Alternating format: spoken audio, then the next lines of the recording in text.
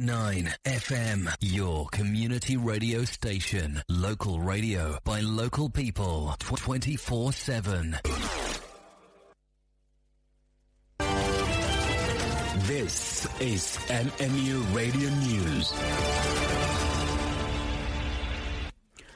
A very good afternoon. Welcome to MMU Radio News at 2. I'm Evans with the Ambo. A pregnant woman swam through a river from her village to a hospital in Tana River County, now where she gave birth to a baby boy. Now, Abdisamad has the details of what transpired.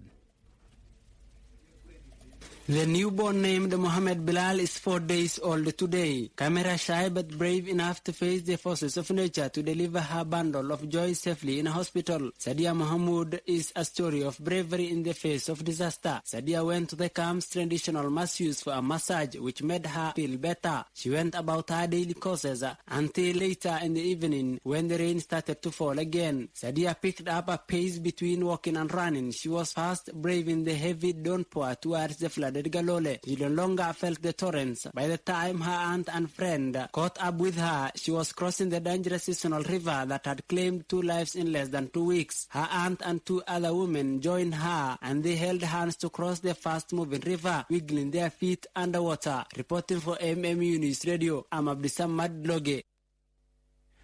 Elsewhere, Environment, Climate Change and Forestry Cabinet Secretary Soipan Tue on Sunday said the government cannot yet procure seedlings for the nationwide tree planting slated for today's Monday exercise from private nursery owners. Joyline with the details.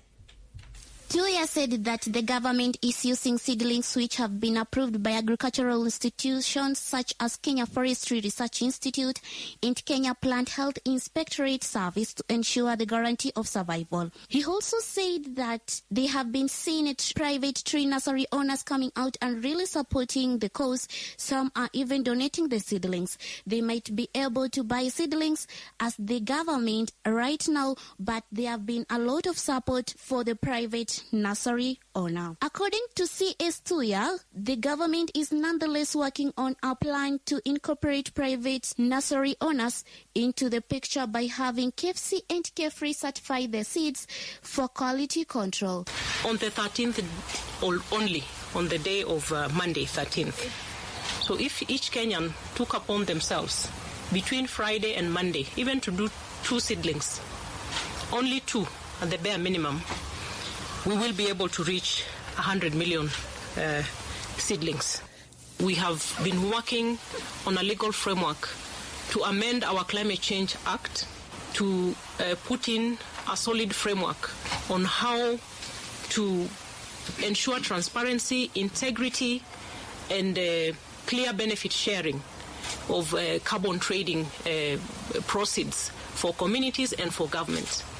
And one of the main things that we will get out of the legal framework is a carbon registry, a carbon trading registry at the national level. For MMU Radio News, my name is Joyline Barasa. And finally, the Kenya National Examination Council, NEC, has cautioned candidates sitting the Kenya Certificate of Secondary Education KCSE examinations to be cautious of fake papers being circulated on various social media platforms. Is Dennis Kiplagat wrapping our bulletin this afternoon with that report?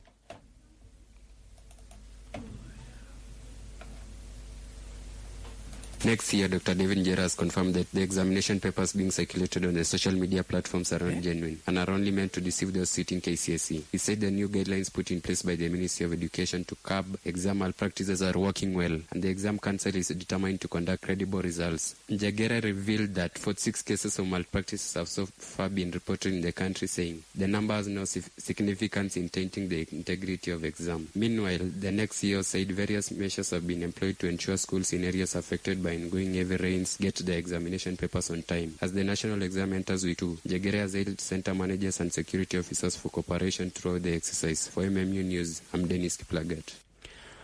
Well, that report brings us to the end of our bulletin. It's 10 minutes after 2. Good afternoon.